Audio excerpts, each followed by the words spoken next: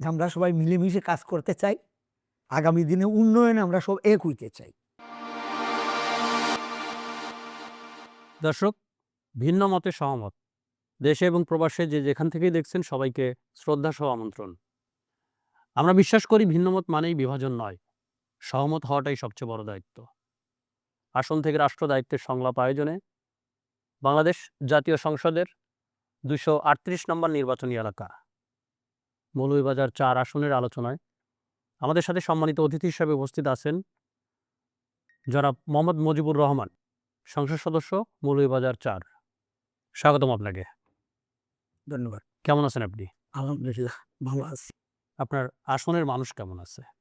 আমাদের আসন আসলে একটু পিছিয়ে পড়া এলাকা। কারণ গত ৩৭ বছর একটা দল শাসন করছে। সেখানে কোনো কম্পিটিশন ছিল না। যার জন্য ইচ্ছামতোই কাজ হয়েছে। যা আমাদের এলাকার মানুষের তেমন কোনো উন্নয়ন হয়নি। বিশেষ করে চা জনগোষ্ঠী, এরা অনেক কষ্টেই আছে। তো আমার এলাকার মানুষ সহজ সরল এবং কর্মঠ। এই একটা কনফিডেন্স আমার এলাকার মানুষের মধ্যে আছে।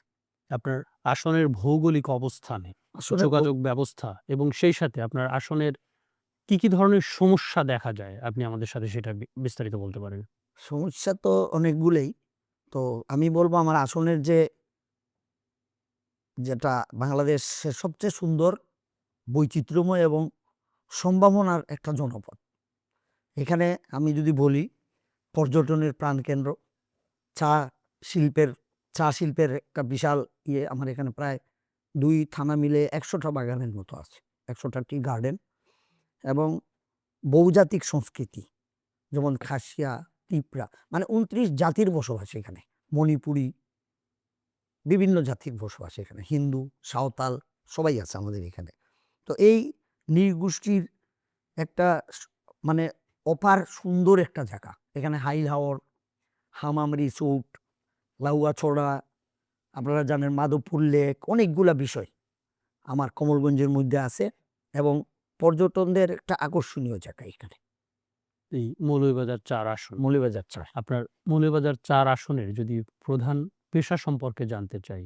এখানে মানুষের প্রধান পেশা কৃষিও বলতে পারেন। আবার চা জনগোষ্ঠীর চা শ্রমিকের যে পেশাটা, এটাও আছে এবং আরও আছে যেগুলি, যেমন আমাদের এখানে আনারস, লেবুর চাষ প্রচণ্ড হয়, এটাই বেশি। এবং বিদেশি মানুষের, আমরা বিদেশের থেকে যারা আর্ন করে, এই জিনিসটাও আমাদের এখানে আছে। তার মানে সবাই অনেক বেশি রেমিটেন্স যোদ্ধা আপনাদের আসনে। আসনে আছে, যোদ্ধা মানে হচ্ছে এখন বেশি। মৌলভীবাজারে বেশি ছিল সদরে, আমাদের এখানে হচ্ছে এখন। খুব সুন্দর একটি প্রসঙ্গ আপনি টেনেছেন। এই যে রেমিটেন্স যোদ্ধা বা যারা দেশের বাহিরের থেকে ইনকাম করে আমাদের দেশে পাঠাচ্ছে, তাদের বিদেশে পাঠানোর জন্য দক্ষ হিসাবে গড়ে তোলার জন্য আপনার আসনে বা আপনার পক্ষ থেকে কোন ধরনের কোনো উদ্যোগ আমি নেওয়া হচ্ছে? অলরেডি আজকেই ডিও রেডি করে নিছি ২ টানার জন্য, যে যারা বিদেশে কর্মসংস্থানে যায়, তাদেরকে যদি আমরা একটু ট্রেনিং দিয়ে দিতে পারি, তাইলে তারা ওখানে গিয়ে কাজ করবে। আর একসময় আমরা দেখছি অনেকে গেছে, কাজ করতে পারে নাই। আগে মানুষ লেবার হিসেবে বেশি যাইতো। এখন তো অনেক উন্নত হয়ে গেছে, বিশ্ব উন্নত হইছে, আমাদের এলাকার মানুষও। আমরা যদি তাদেরকে ট্রেনিং এর মাধ্যমে যদি ট্রেনিং নেওয়ার পরে যদি বিদেশে পাঠাইতে পারি, হাতের কর্ম, ড্রাইভারি বলেন, ইলেকট্রিশিয়ান কাজ বলেন, এই ধরনের, তাইলে তারা ভালো আর্ন করতে পারে। এইজন্য আমি অলরেডি আমার ২ টানায় আমি ২ টা এই ট্রেনিং সেন্টারের জন্য শিল্পমন্ত্রী মহোদয়ের কাছে অলরেডি ডিও রেডি করে নিয়ে গেছিলাম। আজকে উনাকে পাইনি, উনি বিদেশে আছেন। তো আমাদের এইটা খুবই দরকার। আমরা এটা করব। উনার সাথে আমার কথা হয়েছে, উনি দিবে আমাকে। ২ টাই। আপনার কেন মনে হচ্ছে যে এটা আসলে প্রয়োজন? আমি তো ছোটবেলা থেকেই দেখছি যারা বিদেশে যায়, তারা ভালো কাজ পায় নাই, করতে পারেনি। অনেকে ফেরত আসছে এবং কারণ একমাত্র যে তাদের ট্রেনিংটা ছিল না। ট্রেনিংটা এখন বিদেশে অনেক কঠিন হয়ে গেছে। এখন ট্রেন লোক ছাড়া তারা কাজে রাখে না। কি ধরনের ট্রেনিং দিতে যাচ্ছেন আপনার অঞ্চলের মানুষের জন্য? বিদেশের জন্য যেটা প্রয়োজনীয়, বিদেশে কাজ করার জন্য যে পেশা, সেটা। এখন তো কনস্ট্রাকশনে অনেকে ভালো করতেছে। আমাদের সিলেটের লোকরা অনেক জায়গায় কন্ট্রাক্টরিও করে। দুবাইতে বড়, বড় আ কন্ট্রাক্টরি করে। তো এই কনস্ট্রাকশনের কাজটা এবং ধরেন ইলেকট্রিক্যাল কাজ, ড্রাইভিং, এই বিভিন্ন সাইডে কাজ আছে। আমরা বিভিন্ন সাইডে এই জিনিসটাই আমার মন্ত্রীমহোদয়ের সাথে আলাপ হইছে যে আমাদের শ্রমিকদেরকে যদি আমরা দক্ষ করতে পারি, আমরা রেমিটেন্স ভালো পাবো। আপনার আসনে কি প্রান্তিক জনগোষ্ঠী রয়েছে? ২৯ জাতি জনগোষ্ঠী। তাদের সংস্কৃতি আলাদা। পাহাড়ে বসবাস করে, টিলায় বসবাস করে। ওদের খুব খারাপ অবস্থা এবং চা শিল্পে যারা জড়িত, তাদের অবস্থা আপনি চিন্তাও করতে পারবেন না। এটা ব্রিটিশ আমল থেকে এই শোষণের শিকার তারা। তারা কিন্তু বাইরে কাজ করতে পারে না। এখন কিন্তু চা'র মধ্যে অনেক শিক্ষিত ছেলে হচ্ছে। আগে শিক্ষা-দীক্ষা খুবই পিছাইয়া ছিল। স্বাস্থ্য সেবা তো নাই বললেই চলে। চা জনগোষ্ঠীর তাদের স্কুল ৳১৪০০ বেতনের টিচার। সে কি পড়াবে? এখনো এই জিনিসটা আমরা এটার উপরে কাজ করতেছি। আমার মাননীয় প্রধানমন্ত্রী আমার এলাকায় যখন গেছিলেন, উনি বলছেন যে, "আমি চা জনগোষ্ঠীর জন্য কিছু করব।" উনি করছে। এর ভিতরে আমরা চা জনগোষ্ঠীর জন্য সুপেয় পানির ব্যবস্থা করতেছি। তাদের স্যানিটেশন, তাদের মজুরি বাড়ানোর জন্য আমি চেষ্টা করতেছি। পাশাপাশি আমাদের বাগান মালিক যারা আছে তারাও লাভে নাই। কারণ তারা এটা তো এখন বাণিজ্য মন্ত্রণালয়ের আন্ডারে। তারা চায় যে কৃষি মন্ত্রণালয়ের আন্ডারে হইলে আমাদের ইলেকট্রিক বিল-টিল একটু কম আসবে। আমরা চলতে পারবো। ওদেরও লাভে নাই ওরাও। আর আমি যেটা চাই আমার নিলাম কেন্দ্র ছিল শ্রীমঙ্গলে। ওরা একটা মানে কি বলে এটারে সিন্ডিকেট করে এটা চিটাগাং নিয়ে গেছে এবং এই সিন্ডিকেটের কারণে তারাও চার ভালো দাম পাচ্ছে না। যে শ্রমিকদেরকে যে তারা দেখবে, আমরা তো এই ২ টা নিয়েই কাজ করতেছি। প্রধানমন্ত্রী তো আমরা যতটুকু জানি যে খুব শীঘ্রই আপনার আসনে যাবে, আপনার অঞ্চলে যাবে। উনি তাদের উদ্দেশ্যে এবং আপনি যে প্রান্তিক জনগোষ্ঠীর কথা বললেন যে অনেক বেশি প্রান্তিক জনগোষ্ঠী আপনার আসনে রয়েছে। তাদের জন্য নতুন করে আপনি কি ভাবছেন বা আপনার সরকার কি ভাবছে? আমাদের গতকালকেই আমার সাথে কথা হয়েছে মানে প্রধানমন্ত্রীর অফিস থেকে যে উনারা ১৭ তারিখে আমাকে এর আগে বলা হয়েছিল একটা প্রান্তিক এলাকার নাম দিতে ফ্যামিলি কার্ড দিবেন। তো আমি সেটা শ্রীমঙ্গলের মির্জাপুর ইউনিয়নের ১ নম্বর ওয়ার্ড। মির্জাপুর হচ্ছে ১ নম্বর ইউনিয়নের ১ নম্বর ওয়ার্ড। এরা একেবারে মৎস্যজীবী, নিঃস্ব সম্প্রদায় বলতে গেলে নিঃস্ব, তাদের ঘরবাড়ি খুবই খারাপ অবস্থা। আমি সেই জায়গার নাম উনাকে বলেছিলাম। তো উনারা নিজেদের তত্ত্বাবধানে সমাজসেবার মাধ্যমে ওনারা এখান থেকে লিস্ট করে নিয়ে আসতেন এবং উনি ১৭ তারিখে আমাদের এখানে এই ফ্যামিলি কার্ড দেওয়ার জন্য যাবেন। তো আমার প্ল্যান আছে আমাদের চা শ্রমিকের যারা মহিলারা কাজ করে, চা শ্রমিক, তাদের তো মানে কর্মজীবন খুব কঠিন। তারা এই যে চা কুড়ায়, বিচ্ছুক, সাপ এর ভিতরে তারা কুড়ায়। তাদের অনেকগুলা বিষয় আছে। তাদের জন্য আমি মনে করি যে তারা যে কাজ করে, সকাল থেকে সন্ধ্যা পর্যন্ত কাজ করে। এর ভিতরে তাদের জন্য তাদের মানে যে পোর্টেবল ওয়াশরুম যেটারে বলে, অথবা তারা যে একটু বসে বিশ্রাম করবে, খাবে, এই ধরনের কিছুই নাই। এই দিক নিয়ে আমি কাজ করব এবং মজুরি নিয়ে কাজ করব, তাদের শিক্ষা নিয়ে কাজ করব, তাদের এই স্বাস্থ্য মজুরির যে বিষয়টা বললেন, মজুরি নিয়ে তো দীর্ঘদিন যাবৎ আমরা দেখছি অনেক আন্দোলন হয়েছে। আমার বিএনপি গভর্নমেন্টই একবার ৳৫০ বৃদ্ধি করেছিল। তো আমরা এইবার আশা করতেছি আমি মাননীয় প্রধানমন্ত্রীর দৃষ্টিতে আনবো এই বিষয়টা। ওরা মাত্র ৳১৮৭ পায় এবং চা জনগোষ্ঠীর জন্য তাদের ম্যাটারনিটি লিভ যেটা, সেটাও আমি বাড়ানোর চেষ্টা করতেছি। নাইলে তো একটা ম্যাটারনিটি লিভে যদি আমরা চিন্তা না করি, তা প্রজন্ম যেটা হবে সে তো বুদ্ধিমান হবে না। সেই দিক দিয়ে আমাদের খেয়াল। আমরা চাইতেছি যে এই ম্যাটারনিটি লিভটা একটু বাড়াইয়া দিতে। কারণ এই টিলার মধ্যে ওরা কাজ করে গর্ভ অবস্থায়। বাচ্চা তো ভালো হবে না। তার মানে আপনার আসনের প্রধান পেশা হলো এই চা শ্রমিক, এটা আপনি চা শ্রমিক 48% লোক চা শ্রমিক হিন্দু এবং পানের ব্যবসা আছে এখানে। পান, আনারস, লেবু এগুলিও আছে অনেক। এই প্রধান পেশা এবং সেই সাথে আপনার আসনের সাথে ব্যবসায়িক বা অর্থনৈতিক লেনদেনের জন্য কোন শহরটা আপনাদের জন্য সবচেয়ে সুইটেবল? শ্রীমঙ্গল শহর। তো আমরা এটা চিন্তা করতেছি যে আমাদের এই হবিগঞ্জের একটা জায়গা আছে, ওখান থেকে শ্রীমঙ্গলের বাইপাসটা যায়। এটা যদি আমরা ৪ লাইনে করতে পারি তাহলে ভারতের সাথে যে এখান থেকে শ্রীমঙ্গল, কমলগঞ্জ হয়ে শমশাননগর হয়ে মানে একটা সীমান্ত আছে, চাটলাপুর সীমান্ত। সেই সীমান্ত থেকে একটা বাণিজ্য হবে, ভালো মালামাল আসবে। একসময় আসতো বা এখনো ফল-ফ্রুট কি কিছুটা আছে। বাণিজ্য হতে পারে? ওখান থেকে ফল-ফ্রুট আসে, বিভিন্ন ধরনের জিনিস আসে, বিভিন্ন ধরনের কাঁচামাল আসে, তারপরে প্রসাধনী জিনিস আসে। ছবি ইন্ডিয়া থেকে তো অনেক জিনিসই আসে। আমরাও এখানে আমাদের আনারসটা রপ্তানি করতে পারবো, এরকম লেবু রপ্তানি করতে পারবো, অনেক সুবিধা হবে। আপনাদের যোগাযোগ ব্যবস্থা এবং যোগাযোগ ব্যবস্থাটা মোটামুটি নরমাল একটা ২ লাইনের রাস্তা আছে। আমরা এটার জন্য কাজ করতেছি, রাস্তাটা আমরা একটু বাড়াবো।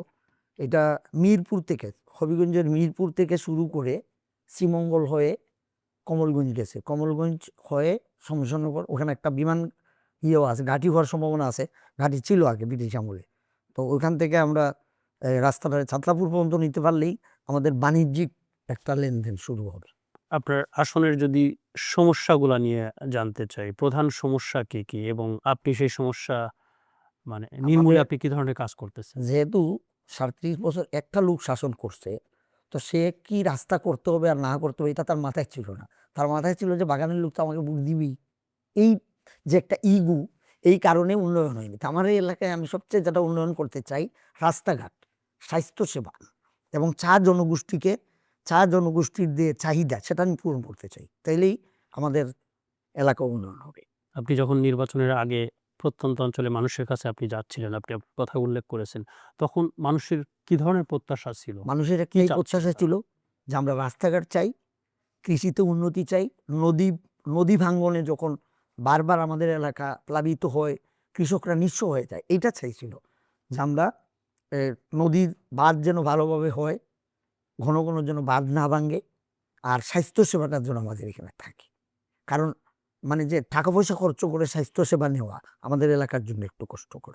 আমাদের দুটো 50 শয্যা বিশিষ্ট হাসপাতাল আছে, এটা মানে জরাজীর্ণ বলতে পারেন। শ্রীমঙ্গলেরটা একটু ভালো, কোমরগঞ্জেরটা খুবই জরাজীর্ণ, স্বাস্থ্যসেবাটা খুব খারাপ অবস্থায় আছে। আপনি কমিটমেন্ট দিয়েছিলেন কি কি কাজ করে দিবেন? আমাদের তো 31 দফার আলোকেই আমাদের সবকিছু। আমরা প্রথম ফ্যামিলি কার্ড, কৃষক কার্ড এগুলির কথা খুব বলেছি, আর রাস্তাঘাটের কথা। আমি অনেকগুলা রাস্তা নিয়ে গেছি অলরেডি। আমি প্রতিদিনই এলজিআরডি মন্ত্রণালয়ে আসি, শুধু রাস্তা নিয়েই, মানে ওনারাও বিরক্ত হয়ে যায় হয়তো আমার উপরে। তারপরে প্রতিদিনই একটা না একটা রাস্তা এইগুলি নিয়ে যায়। খাল কোনো কর্মসূচি নতুন আসছে, এটা আমার কৃষির জন্য খুব ভালো হবে। এগুলোর বাইরে এই যে দফার বাইরেও আপনার ব্যক্তিগত জায়গা থেকে আপনি আসনের সংসদ সদস্য নির্বাচিত হওয়ার আগে কোনো কমিটমেন্ট দিয়েছিলেন? কমিটমেন্ট কি, আমি অনেক কাজই করছি। আমার প্রত্যেক ওদের যে ধর্মীয়, এটা তারা খুব বড় মনে করে চা শ্রমিকরা, তাদের ধর্মীয় বিষয়ে আমি অনেক কাজ করছি। প্রত্যেক জায়গায় আমি মন্দির তৈরি করে দিচ্ছি। আমি আমার নিজের উদ্যোগে কলেজ করছি, মহিলা কলেজ।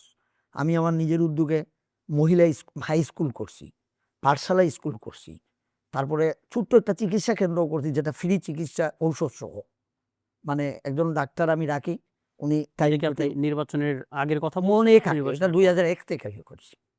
2001 সাল থেকে সেটা আমি কন্টিনিউ করে থাকছি যেটা আপনার ব্যক্তি উদ্যোগে করেছেন। ব্যক্তি উদ্যোগে। এবং এই 37 বছর যে আমি যে বৈষম্যর শিকার হয়েছি, আমার স্কুল কলেজগুলা আমি মানে আগে নিতে পারি নাই, এই জরাজীর্ণ অবস্থায়, কিন্তু আমি চালিয়ে গেছি। আপনি কি প্রথম সংসদ সদস্য? আমি প্রথম আপনি ২৬ বছর যাবত আপনি মানুষের কাজ করছেন। কাজ এটা কি করতেছি। আপনি আসলে রাজনীতিতে আসার জন্য নাকি আপনার আমি ব্যক্তিগত আসলে জায়গা? প্রথম যেটা নিয়েছিলাম যে সোশ্যাল ওয়ার্কের মধ্যে ছিল, যে আমার ইনকাম হয়েছে, আমি ঢাকায় আসছি, আমি কৃষক পরিবারের ছেলে, আমার কাছে পয়সা কুড়ি হয়েছে, আমি ব্যবসা বাণিজ্য করছি, পয়সা কুড়ি আমি এখানে খরচ করতাম, এটা আমার প্রথম ইয়ে ছিল। পরবর্তীতে মানুষ আমাকে উৎসাহ করে 2001-এ নিয়ে আসছে, 2001-এ আমাকে রাজনীতিতে নিয়ে আসছে, তখন থেকে আমি নির্বাচন করি। আপনি ২০২৬ সালের নির্বাচন সম্পর্কে আপনি কিছু বলবেন? 2026 খুবই সুন্দর একটা নির্বাচন হয়েছে, যেটা আমরা প্রত্যাশা ছিল, মানুষেরও প্রত্যাশা ছিল, মানুষ ভোট দিতে পারছে। আমি তো 4টা নির্বাচন করছি, এবং আমার ভাই উপজেলা চেয়ারম্যান ছিল, যদি সে মারা গেছে, তার 2টা নির্বাচন আমি করছি। তা সব মিলিয়ে আমি নির্বাচন সম্বন্ধে খুব কম বেশি ভালো বুঝি, যে কিভাবে নির্বাচনকে প্রভাবিত করা হয়, কিভাবে প্রশাসন নির্বাচনকে প্রভাবিত করছে, রাজনৈতিক নেতারা কিভাবে কি করে, এগুলো আমি খুব ভালো বুঝি। তো আমার একটা ইচ্ছা হলো যে আমি হালাল ভোটের এমপি হতে চাই, এটাই আমি বুঝছি এবার। কিন্তু ২০২৬ সালের নির্বাচন আপনি খুব সুন্দর খুব খুব একটা সুন্দর হয়েছে গ্রহণযোগ্য, আপনি বলছেন। অংশগ্রহণমূলক, গ্রহণযোগ্য নির্বাচন হয়েছে। আমাদের অনুষ্ঠানের নাম হলো ভিন্ন মতের সহমত। আমরা যদি আপনার কাছ থেকে জানতে চাই ২০২৬ সালে একটি দল যেহেতু অংশগ্রহণ করে নাই, সেই জায়গা থেকে কোনো ধরনের আপনি ভিন্ন মত শুনতে পান? না, সেরকম কিছু শুনি নাই। তাদের অপকর্মের কারণে তারা নিজেরাই মানে ইয়ে হইছে, এই মানে বিকৃত হইছে। ওই লোকগুলো তো সবাই আমাদেরকে ভোট দিছে। ওনারা বলছে যে আমরা উন্নয়ন পাইনি। এখন যে কাজ আমি করতেছি, তারা অবাক হয় যে এই যে টিআর কাবিক আমরা জীবনে দেখি নাই। আমি তো এই পর্যন্ত যা পাইছি আমার 3 মাস 4 মাসের মধ্যে, টিআর কাবিকা যেসব বিষয়গুলো আমি পাইছি, আমি তো এলাকায় অনেক কাজ করতেছি। সবগুলি লিস্ট করে নিয়ম মাফিক আমাদের প্রশাসনের মাধ্যমে আমি দেওয়াচ্ছি, এবং মানুষ এটা অবাক হচ্ছে যে আমরা তো এগুলি আগে দেখিনি। এগুলি সব কিভাবে আসলো, কোথায় গেল, আমরা নিজেরা জানি না। প্রকল্পই মেরে দিছে, এরকমও হয়েছে। কিন্তু এখন মানুষ খুব অবাক যে আমরা এটা করতেছি। আপনি যখন রাজনীতিতে আসলেন, আপনি কাকে অনুসরণ করে রাজনীতিতে আসলেন? আমি আসলে আমার চাচা ছিল, উনি এ ছাত্র ইউনিয়নের প্রতিষ্ঠাতা সভাপতি, ঢাকা ইউনিভার্সিটির ব্রিলিয়ান্ট স্টুডেন্ট। উনি আলিগড় বিশ্ববিদ্যালয়ের গোল্ড মেডেলিস্ট। উনি ৩ বার, একবার এমএনএ, ২ বার এমপি হয়েছিলেন। আমার আপন চাচা। তো উনার আদর্শ দেখতাম যে উনি নিজের জন্য কিছুই করে নাই, করতও না। এইটাই আমার আদর্শের মূল জায়গা। যেমন আমি নিজের জন্য কিছু করি না। আপনার প্রধান প্রতিদ্বন্দ্বীকে? আমার প্রধান প্রতিদ্বন্দ্বী ছিল আওয়ামী লীগের উপাধ্যক্ষ শহীদ, সে তো জেলে। আর এখন যারা জামাত আমার প্রতিদ্বন্দ্বী না। আরেকটা ইসলামী দল টেম্পোরারি আসছে, উনি একটু অন্য টাইপের। তো উনি তো পাইছে। আর যারা বিএনপির বাইরে আগে আওয়ামী লীগের সাথে আঁতাত করে কাজ করছে, এরা আবার একটু চাইছিল, কিন্তু মানুষ তাদেরকে প্রত্যাখ্যান করছে। কারণ তারা সৎ না। মানুষ সততাটা বেশি। মানুষ বলে, আমাদের কমলগঞ্জ শ্রীমঙ্গলের মানুষ বলে যে আমরা না খেয়ে থাকবো, কিন্তু আমরা সততা চাই। আমাদের হক যেটা আমরা চোখের সামনে দেখতে চাই, এটাই তাদের প্রত্যাশা। সুন্দর। আপনি সব বিষয় নিয়ে কথা বলছেন। আমরা যদি এর বাইরেও গিয়ে আপনার কাছ থেকে জানতে চাই, যেহেতু আপনি প্রধান প্রতিদ্বন্দ্বীর কথা বলেছেন, এই প্রতিদ্বন্দ্বী যদি কয়েকটি ইতিবাচক গুণ সম্পর্কে আপনার কাছ থেকে জানতে চাই, আপনি আমাদের প্রোগ্রামের স্বার্থে আপনি কি বলবেন? যেমন ধরেন, আওয়ামী লীগের যে ব্যক্তি ছিল, ৫-৭ বারের মতো সে এমপি হয়েছে। আমি তার বিরুদ্ধে বলবো না, সে শিক্ষিত লোক ছিল। তার ফ্যামিলিটাও শিক্ষিত ছিল। এবং সে একটা স্কুলে, একটা কলেজ, যা আমার চাচা যেটা প্রতিষ্ঠিত করেছেন, ওইটা সে মানে লেকচারার ছিল। এখান থেকেই উনার ইয়ে। তার পরবর্তীতে আমি কারো দোষ বলতে চাই না। উনি শিক্ষিত লোক ছিল, এটা বলতে পারি। তবে ক্রিটিক্যাল। নির্বাচনের আগে যখন আপনি মানুষের কাছে যাচ্ছিলেন, যে ধরনের প্রত্যাশার কথা আপনাকে বলেছে, এখন নির্বাচনের পরে আপনারা কয়েকদিন আগেই ১০০তম দিন পালন করেছেন। এর মধ্যে আগের যে সমস্যার কথাগুলা বলছে আর এখন সেম সমস্যাই বলছে নাকি নতুন কোনো সমস্যার কথা? মানুষের যে প্রত্যাশা, আমরা সেটা কাজ করে যাচ্ছি। আমার মাননীয় প্রধানমন্ত্রী আমাদেরকে অনেক সুযোগ সুবিধা করে দিচ্ছেন, যাতে আমরা মানুষের পাশে থাকতে পারি। এবং প্রতি মিটিংয়ে উনি এগুলি বলেন যে তৃণমূলের মানুষের সাথে থাকবেন, মানুষের চাহিদা পূরণ করবেন এবং মানুষের আকাঙ্ক্ষা পূরণ করবেন। আমরা সেই নিয়েই কাজ করতেছি। আমরা যখনই কোনো অনুদান পাই, যখনই কিছু পাই, আমরা মানুষের মানে আকাঙ্ক্ষার উপরে নির্ভর করে কাজ করি।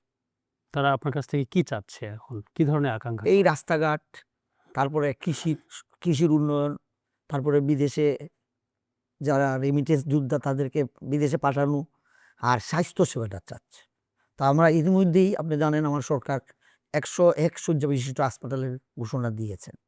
এটা আমাদের জন্য খুবই ইতিবাচক। এটার কার্যক্রম হইলে আমরা স্বাস্থ্যসেবার দিক দিয়ে আগে যেতে পারবো। এই যে ১০০তম দিন যে পালন করছেন, এই ১০০ দিনে আপনার দৃশ্যমান কোনো উন্নয়নের কথা কি আমাদের সাথে বলবেন? যে আপনারা আসলে আমি মানুষ এই ইতিমধ্যেই আসলে এই উপকার পাওয়া শুরু করেছে। এই ১০০ দিনের ভিতরে আমি অনেকগুলা রাস্তার কাজ করেছি। অনেকগুলা মসজিদের কাজ করেছি, মন্দিরের কাজ করছি, শ্মশানঘাট, গুরুস্থান। এবং আমাদের মাননীয় প্রধানমন্ত্রী নিজের থেকে আমাকে ২০টা মসজিদের এবং মন্দিরের অনুদান দিয়েছেন উনার তহবিল থেকে। এবং উনার তহবিল থেকে অনেকগুলা, এলজিআরডি থেকেও আমাদের অনেক যাচ্ছে। আমরা এই মানে আমরা দিয়া শেষ করতে পারতেছি না, এরকম অবস্থা। আমার হাতে এখন ৩টা অনলাইনে আছে। ওইদিন ৭০ লাখ টাকার একটা সহযোগিতা গেছে ২ টানায়। এর আগে একটা 45 কমলগঞ্জে, 46 লাখ শ্রীমঙ্গলে।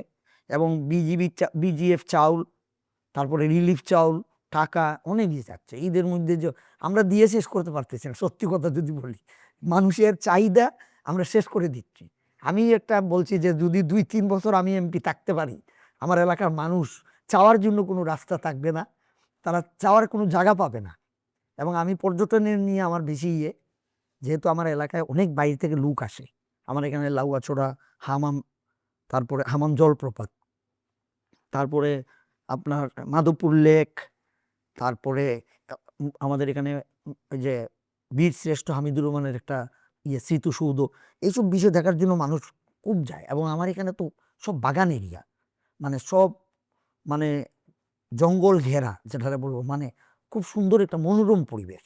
ময়মনসিংহ শুরু থেকেই আপনি বাগান বলেন, গাছপালা বলেন, পাহাড়ি এলাকা বলেন, খুবই সুন্দর। এবং নৃগোষ্ঠীর যে এলাকাগুলা, এগুলি দেখার জন্য মানুষ খুব যায়। মণিপুরি একটা সম্প্রদায় আছে, তাদের সামনে একটা রাস পূর্ণিমা হবে, এই এটা কার্তিক মাসের দিকে হয়, তার ডেটটা আমার মনে নেই। এই রাস পূর্ণিমায় এশিয়া মহাদেশে কোথাও নেই, এটা দেখার জন্য অনেক যায়। আপনার এই যে বৈচিত্র্যময় আসন, এই আসনের ভবিষ্যৎ সম্ভাবনা কি দেখছেন? জাতীয় পর্যায়ে কোন আমরা যদি উন্নয়নটা করলে আসলে আপনার অঞ্চলের মানুষের জন্য সুবিধা হবে, সেই সাথে সারা দেশের মানুষের জন্য সুবিধা হবে? মানুষের সুবিধাটা সবচেয়ে আমরা যে জিনিসটা চাইতেছি যে আমাদের যোগাযোগ ব্যবস্থাটা ঠিক হয়ে যাক। আমরা বাণিজ্য যাতে ইন্ডিয়ার সাথে যে বর্ডারটা আছে, বর্ডারগুলোতে আমরা বাণিজ্য যাতে করতে পারি। আর আমাদের মাননীয় প্রধানমন্ত্রী যেভাবে খেয়াল করতেছেন, আমি যদি আশা করি ২-৩ বছর কাজ করলে আমি এলাকা সুন্দর করে ফেলব এবং এলাকা সম্ভাবনাময় হয়ে উঠবে। বিশেষ করে পর্যটন, চা শিল্প এই বিষয়গুলোতে। এবং আমরা রিমিটেন্স যোদ্ধা, আমাদের এখন টার্গেট আমাদের এলাকার বেকার যুবকদেরকে বাইরে পাঠানো। তারা বাইরে থেকে কর্ম করে মানে রিমিটেন্স নিয়ে আসুক। তাহলে ফ্যামিলি উন্নত হবে, এলাকা উন্নত হবে। আপনার আসনে কোনো ইন্ডাস্ট্রি বা ফ্যাক্টরি দেওয়ার মতো কোনো অনেকগুলা চিন্তাভাবনা? ইন্ডাস্ট্রি আছে, মানে প্লাস্টিক ইন্ডাস্ট্রি আছে এবং ইন্ডাস্ট্রিরও সম্ভাবনা অনেক আছে। কিন্তু ওখানে মানে আমরা ইনভেস্টার খুঁজছি। যদি ভালো আমরা ইনভেস্টার পাই, আমরা তাদেরকে রাস্তা করে দিব। তারা যদি পর্যটনের উপরে কাজ করতে চায়, ইন্ডাস্ট্রির উপরে কাজ করতে চায়, করতে পারবে। অনেক সুযোগ আছে। এখানে প্লাস্টিক ইন্ডাস্ট্রি আছে, গ্লাস ফ্যাক্টরি আমাদের এখানে আছে। একটা বড় গ্লাস ফ্যাক্টরি আছে।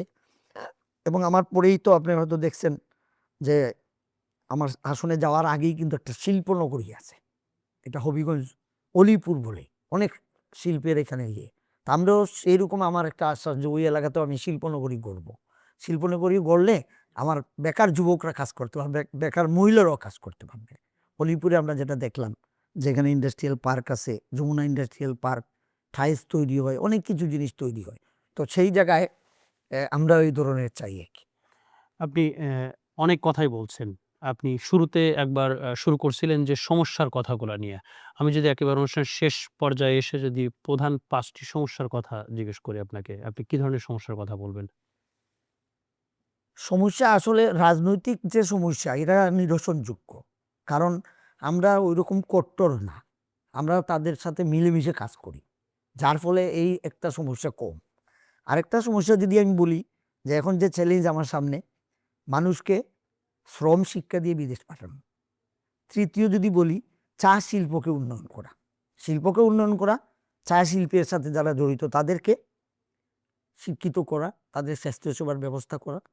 এই জিনিসগুলা এবং নিত্য যে নৃগোষ্ঠী এখানে তাদের উন্নয়ন, এই জিনিসগুলো যদি আমি করতে পারি, আর বিশেষ করে স্বাস্থ্যসেবা এবং মানে যে রাস্তাঘাট, এটা যদি আমি করতে পারি, মানুষ হ্যাপি হয়ে যাবে। এই যে শব্দের মধ্যে যদি আসছে, এই যদিটা আসলে কেন? মানে আপনি আমি কোথায় তো চ্যালেঞ্জ নূতন দেখতে না, পাচ্ছেন? কোনো চ্যালেঞ্জ আমি দেখছি না। কারণ আমার প্রধানমন্ত্রী যেভাবে আমাদেরকে সহযোগিতা করতেছেন, আমি চ্যালেঞ্জ দেখছি না। যদি কথাটা আসার এর মাত্র যে আমি তো নূতন, আমি যদি মানে কতটুকু আগে নিতে পারবো, আমার নিজের কনফিডেন্সের উপরে এটা ডিপেন্ড করে।